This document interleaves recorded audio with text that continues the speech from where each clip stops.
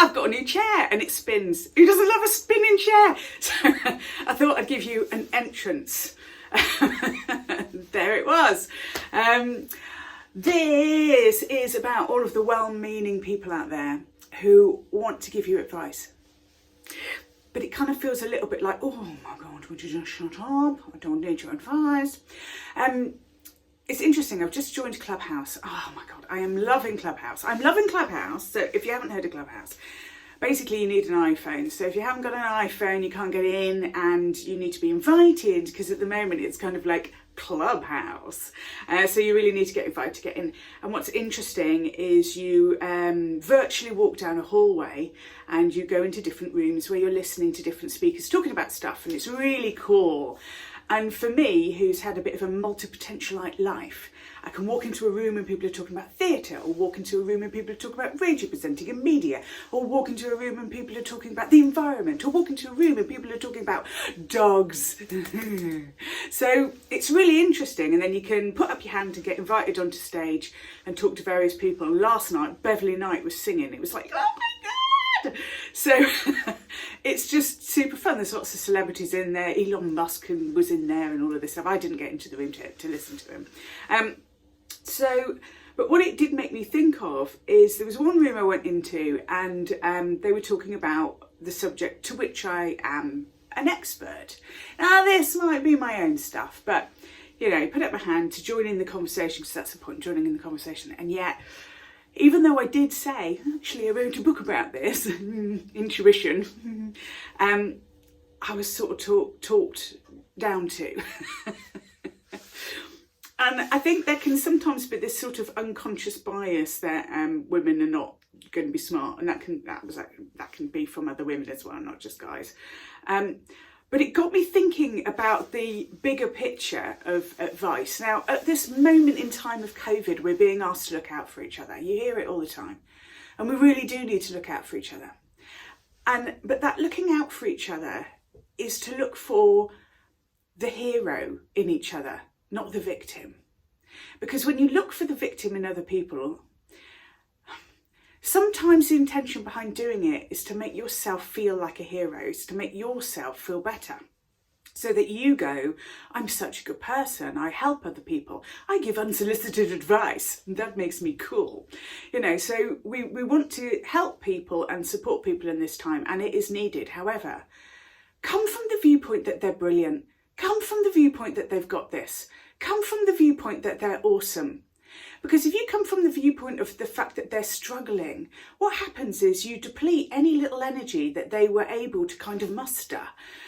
And it's fine while you're there in the room and you're supporting them and you're being, I'm sympathising and empathising. But when you're not in the room and they're left on their own, you haven't given them any tools to say, you've got this. And that's kind of what we need. We need to be told how brilliant we are. We need our old friends and the people who have known us the longest time to go, shut up with your weakness. You've got this. You're amazing. You've got this. Now, of course, you may be looking at me screaming, but Becky Walsh, what about when people are depressed? You can't say you've got this to somebody who's feeling really, really bad. Well, no, and then sometimes a bit of empathy is good, and to go deep and dark and down into the place where they are. You know, I always think that's kind of like on the Enneagram, because I'm a 7, I'm like, come on, everybody, come on, everything's fine. And part of being a 7 on the Enneagram, if you're into the Enneagram, this is fascinating. But if you're not, you're like, what? But maybe it will give you a new hobby, something to look up. It's a personality kind of like testing thing. Tells you lots of things about yourself and the way in which you interact with people. Now, as a 7, I avoid pain. I avoid it like the plague. So if you try and empathise, sympathise with me, I will wiggle and kick. I saw this really great cartoon this week, and it was kind of like shapes, but there were a couple. It's kind of weird. And one shape says to the other shape, I'm going to talk to you. And the shape turns around and goes, oh, really? Kinky. And then the next bit of the cartoon was the first shape, who was going to do the torturing, saying, I love you, you're amazing, you're the most incredible thing ever, you're just fabulous. And this thing's going, wait.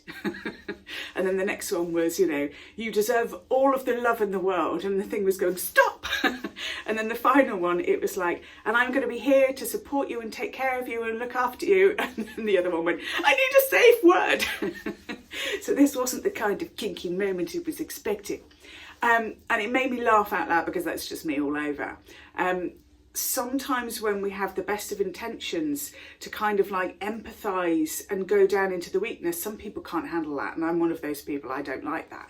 And there's other people who will be like, oh yes, absolutely, I want to lay on my back and have my belly rubbed. So this is about meeting people at where they can hear things.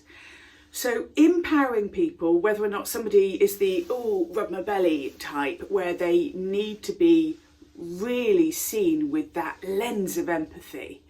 You know, I hear you, I understand you, that must be really hard for you. How are you dealing with that? But it still needs the icing on the cake to go, I know you've got this, you're brilliant, you're incredible, you're one of the bravest people I know. You're amazing. We need that, because without it, it's kind of like the love that we give other people is energy. It's energy.